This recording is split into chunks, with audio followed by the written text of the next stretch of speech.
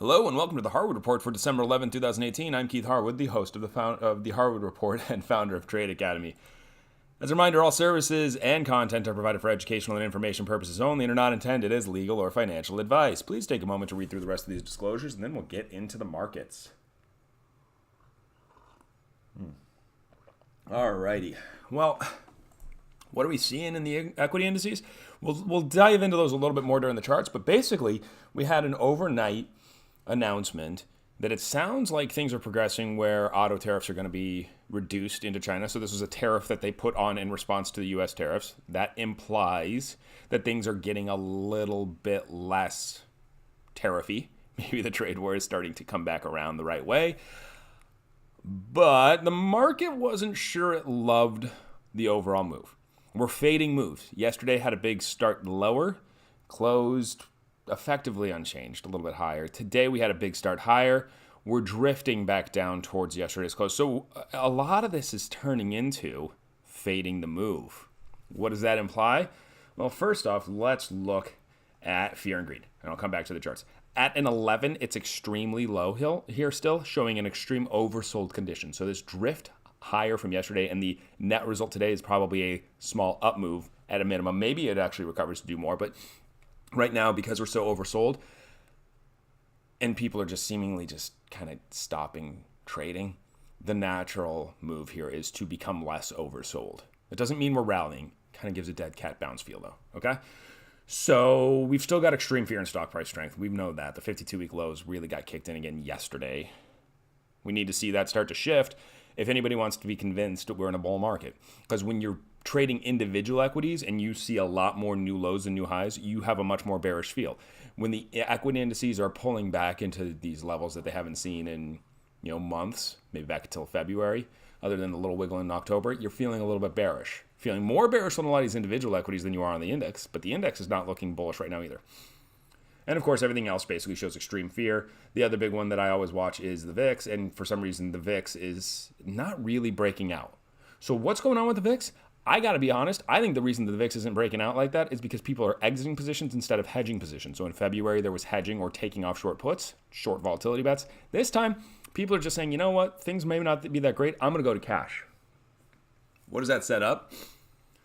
Well, if I'm in cash with the market down here and got into cash on the breakdown from, say, 275 to 265, and we rally back to 275, what do I see happen next? I have to make a decision of whether to get back in the market at or above a level I got out, or do nothing. If we go much lower, I'm just doing nothing unless I've decided that the valuations are low enough that I'm willing to buy and catch that falling knife. So if participation lessens, I actually think that creates a better chance of a rally. There's no, the casual investor, the casual retail guy, the 401k, they don't go short the market. They just get out. The long-term trend is still higher. This has been some crazy chop here. It's 260, 280, 260, 265 maybe, 280, 265. The low yesterday was not marking correctly on here, but it was around just under 260. And then today, we got all the way up to 260, almost 268 before fading back down towards 265 here. So we're getting big ranges with small day-to-day changes starting to come into play here in the last couple days. Obviously, you see big changes for 4 or 5 days. So that keeps the VIX elevated a little bit, but not that much. I mean, frankly, look at this. One would think the VIX should be crazy when we're getting 3% moves, 2% moves. 1% seems like nothing anymore intraday. And yet, the VIX is only implying about a 1.5% daily move. So that's what I'm saying tells me the market's getting a little bit tired. People are tired of watching the volatility, so they exited. Oops, hit the wrong button there. So rather than hedging, they simply exiting. They're exiting. The lack of VIX movement and the kind of crazy movement on little liquidity tells me that people are just kind of done with this market for now. Holiday mode then can grind higher because if volatility starts to fall, people start to buy the market a little bit more. So the grind higher makes sense from an oversold condition and from a lack of participation condition. The grind higher, though, is kind of back in the middle of this range in my view. 275 is a big question mark because then we start testing the 200-day moving average. And if we get above that, then the bull starts to take control. So the bear doesn't want to necessarily let that happen unless it's for good reason. So good reason, number one, would be actual, like, real advancements with China. An announcement from China saying we are eliminating these tariffs and the United States is doing this and our progress is being made and we have 83 days left or whatever it is now to finalize the deal, and it's going to happen. That's the kind of stuff that gets the market truly bullish. FOMO buyers, and you can see 290 because all these people that sold now have to get back in. What does it mean for trading though? I think it's a trade the range thing. So interested long here down near the lows, flattish at 275, a slightly nervous short at 280. Because if we get back above this level, which has been a triple top now, then I'm long again. And then on the downside, if we get below 262.5, I think you could play a short down here towards the February low, which was 252 or something like that, 253. And that's the way that I kind of play it, is along with a stop below the recent low, with a target to then go short down towards 253 or 275 on the long right now, with a flat position basically from 274 to 278, 279. Start thinking about going short here is what I'll do. And then if the market breaks out, then I got to flip back long quickly because we got a potential for a move to 290 plus. The spot where I don't really care is effectively from 272 to 276. Like, that's kind of the range of, like, I'm not sure if I want to have a position here. Maybe that's more of a butterfly trade for some stagnation. Maybe do something with some long calendars to get myself some theta collection. But that's stuff that I'll explain more as we get there in the premium product, because that's getting a little too complicated for this quicker video here. All right, so basically, you heard my argument. I want to be looking for longs now with a tightish stop. Tech is actually looking a lot better than S&Ps, only because it looked so much worse on November 20th. But some technical people are going to start talking about this being a shoulder, this being the head, and then this being the shoulder. If we get back towards 170, 172.5, now we're starting to talk about that inverted head and shoulder. You can also see the trend line here. Take those tops. So rather than being a straight line across like it is in SPY, we've got a small trend down here in the Qs. We take back out that trend line that's starting to form. I can draw it for you guys just so that you're completely sure of what I'm talking about here. All right, there we go. So what I'm looking at is this line right here.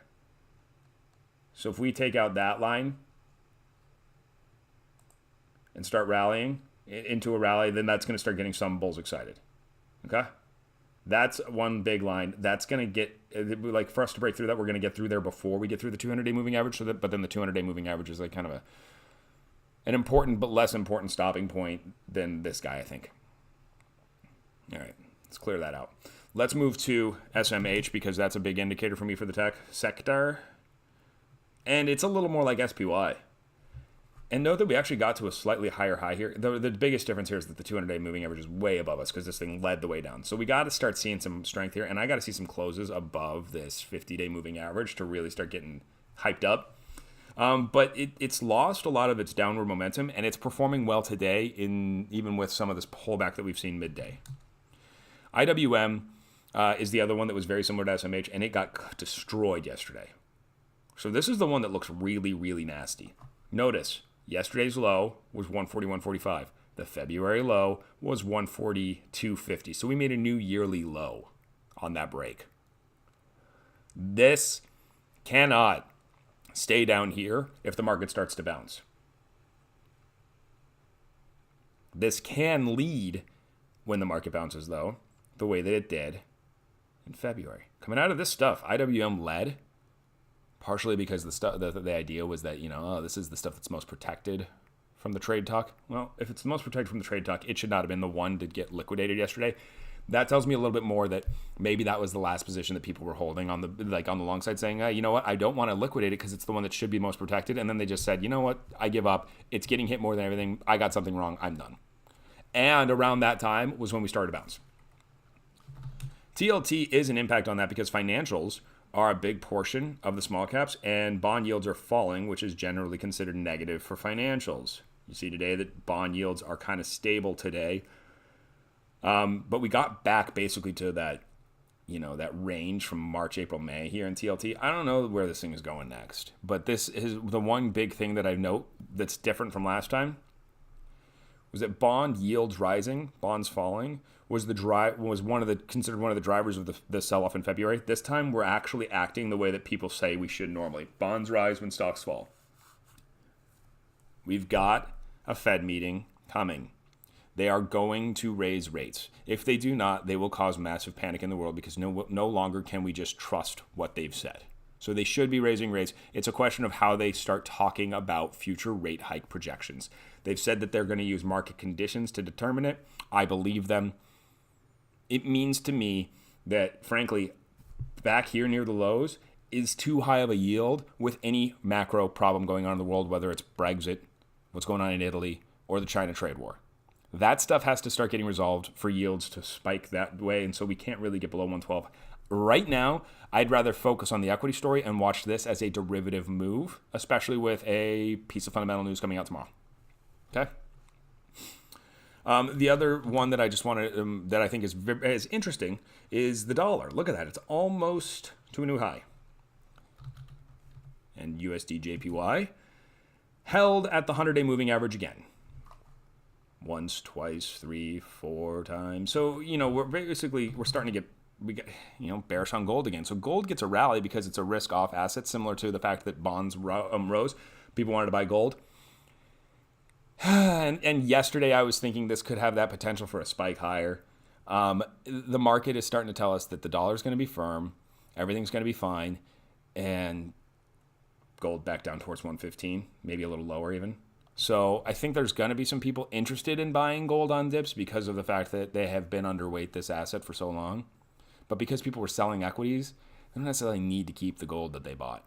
So it can just be a short-term trade, and bam, we go back down to that consolidation area, 115, maybe even down to 114.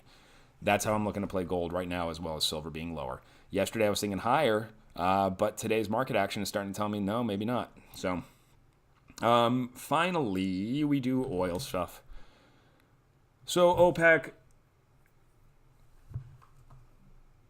had a slightly bigger cut than people were thinking about that day. So on the 6th, they said, it's not going to be much of a cut. On the 7th, it was a good cut. On the 8th, 7th, 8th, sorry, there you go, 10th Monday, maybe oil can be bearish again, especially if the market's bearish. We're in a chop mode here. Traditionally, we really don't see that consolidation just occur sitting at the lows and then come out of it bullish. If we're going to consolidate like this for an extended period of time, it's something that I expect to be a grind out before a rally or just another leg of collapse. Like basically, maybe we got to that point where some consumers wanted to hedge, wanted to buy here, and then once they've reached their limit, the market can go lower unless we get more production cuts. What does that mean for XLE and OIH? It's not good. And these sectors just look disastrous. They've gotten hit. There is really no point in trying to catch this falling knife when there are other sectors at relatively cheap valuations that seem to have a little bit more of a fundamental bull story to them. If oil starts to recover and the market starts to recover, these can become explosive. But for now, I think of these as a just don't want to touch them play, especially with volatility where it is. It's hard to find a good edge in those names. If you want more details on this stuff, you want the trade ideas, you got to go to the Harwood Report. Premium product. Get a week for free. After that, it's $49 a month. So you want to get the details on how I actually look for the option trades that pair with these philosophies. That's where you get it. You can learn more about trading and combining technical setups with an option setup as you start to see the ideas that I'm looking at.